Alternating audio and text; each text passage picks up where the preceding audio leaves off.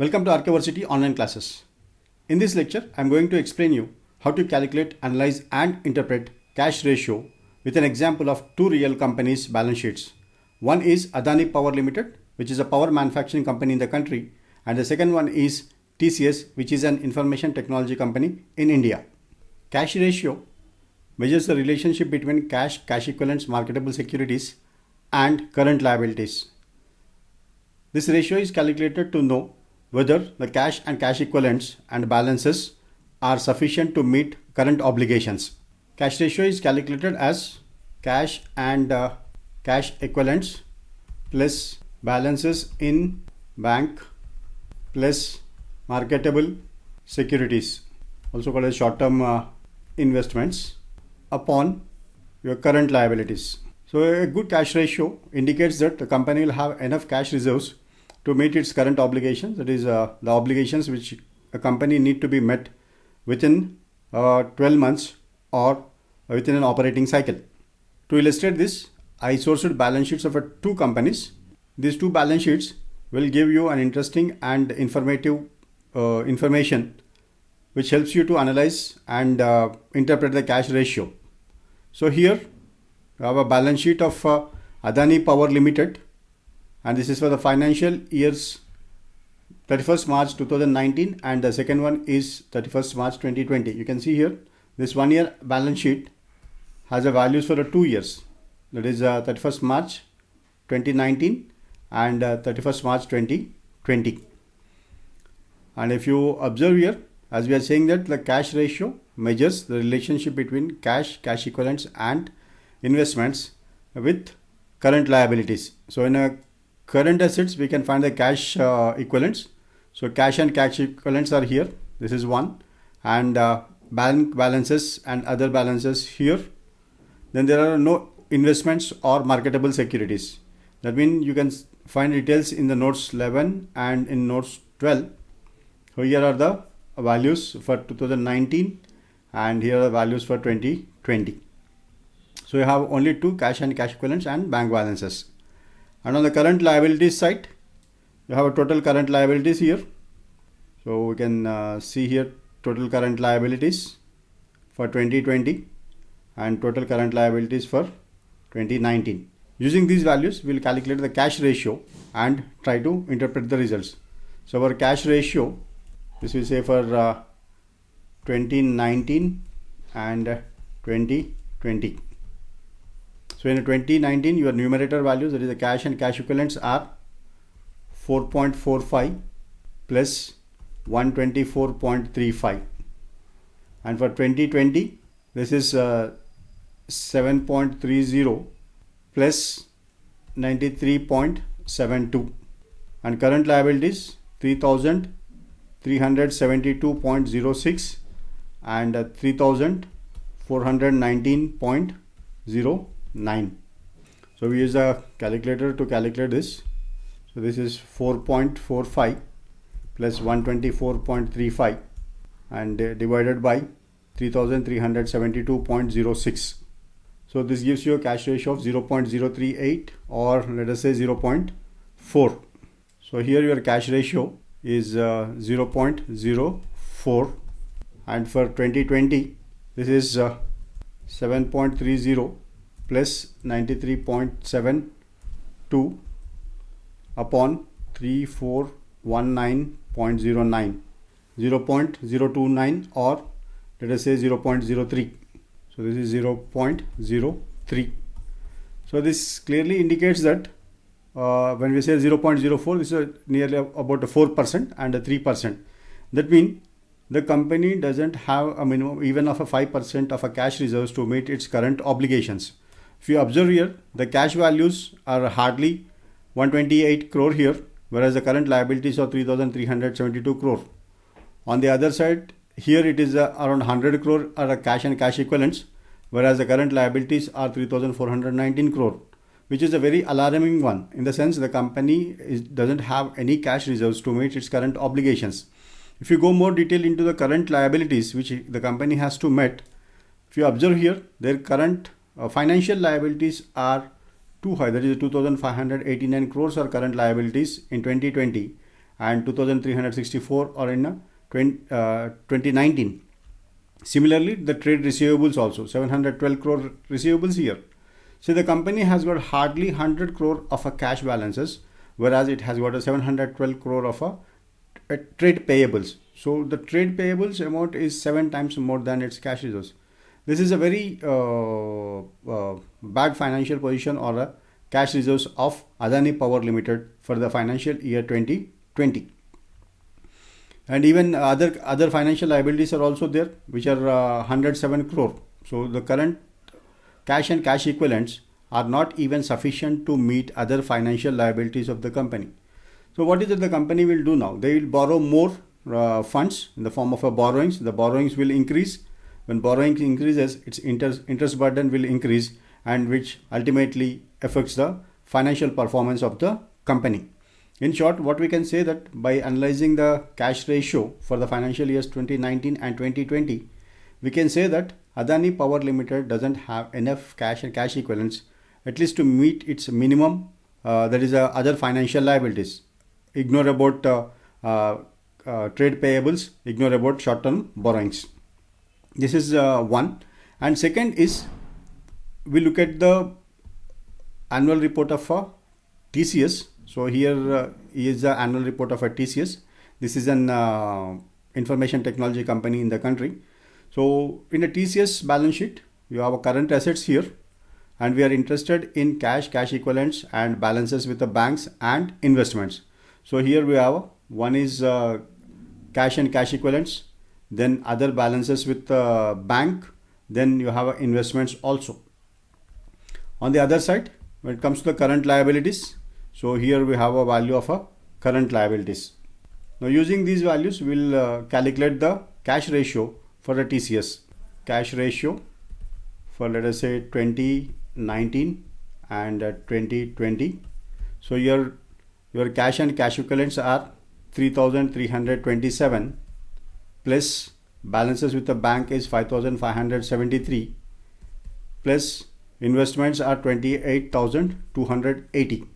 And for the financial year ending 2020, so the cash balances are 3,852 plus bank balances 972 plus investments 25,686, and this upon your current liabilities. So current liabilities are 18,896 in 2019, 18,896, and if you observe here for 2020, this is 24,026. So using these values, we will calculate cash ratio. So this equals to 3,327 plus 5,573 plus 28,280. This upon your current liabilities 18,896. So this is 1.967. You can take 1.97. So this is a 1.97. Then for 2020, this is 3,852 plus 972 plus 25,686 upon 24,026. 1.269, or let us say 1.3, or we can say 1.269 or 1.27. So if you compare the cash ratio of our TCS for the financial years 2019 and 2020, there was a decrease. So first we look at what this 1.97 interprets and 1.27 indicates. So that means for every 1 rupee current liability or a current obligation, the company has 1.97 rupees, which is much higher than required. Here also, for every 1 rupee of a current obligation, the company has got 1.27 rupees. So financially, if you look at, the company has got enough cash, cash equivalents, bank balances and short-term investments with which the company can easily meet its current obligations. But the point that we need to note here is the decrease in a cash ratio. Why is that there is a decrease in a cash ratio here? So if we observe the percentage decrease in a cash ratio, let us say the current value is 1.27 minus previous value 1.97 upon previous year's value 1.97 into 100. So this is 35%, minus 35% decrease. So there is a minus 35% decrease in cash ratio of a TCS during 2019 and 2020. So to know more about this, why is that there was a decrease in this cash ratio, we need to look at the statements here or a notes to the statements. So here if you observe other balances with the banks, in a 2019 there were a 5,573 crore. When it comes to the 2020, there is a only 972 crore, nearly around 4,500 crore amount of a bank balances has been liquidated during the year 2020. Now why is that the company has liquidated near about rupees 4,500 crore? Why it liquidated? This is one. And second is, if you observe here, the investments also, investment values in 2019 is 28,000 crore, whereas in 2020 investment values decreased. So you need to pay attention towards these two things. On the other side, cash balances, there is an increase in a cash balance. Don't worry, we don't need to worry about that. So coming to the current liabilities, so here also your current liabilities has increased. Then other financial liabilities also increased. But major concern is other balances with the banks, where there is a liquidation of near about 4,500 crore, and investments, decrease in the value of investments. To know more about this, we need to refer the notes, that is 6A and then 6C notes, which is given in the annual report.